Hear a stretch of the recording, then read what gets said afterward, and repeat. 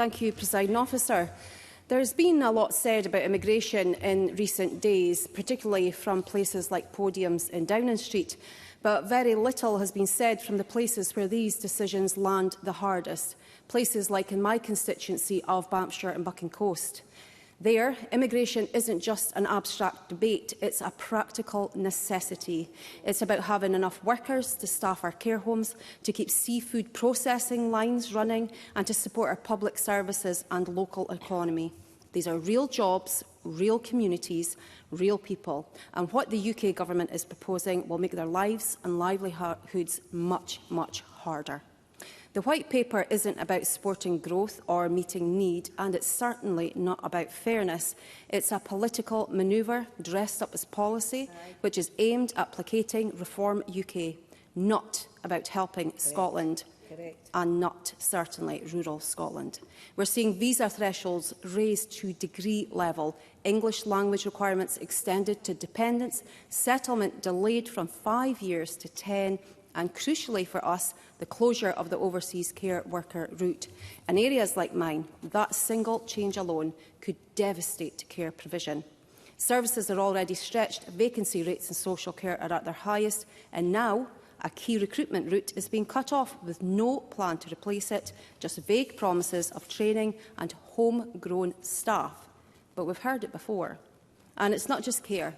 Our essential seafood industry, which feeds the country and exports globally, is again being treated as expendable. Processing facilities in my constituency rely heavily on migrant workers. They're already dealing with the legacy of Brexit, from lost labour to increased bureaucracy.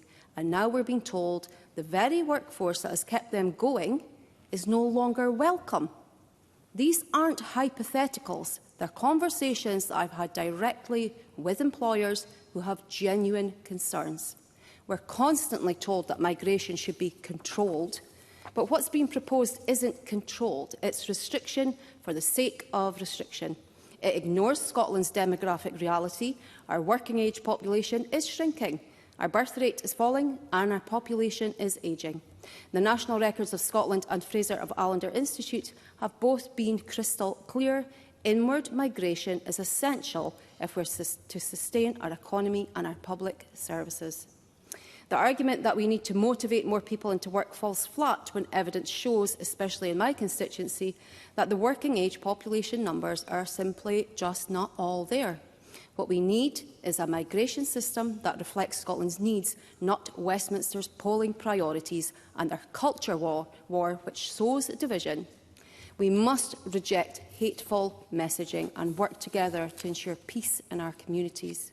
And that's why I support the SNP Scottish Government's motion today, because it doesn't just reject the damage of this White Paper, it recognises the positive, vital contribution that migrants already make to our communities, our services and our economy.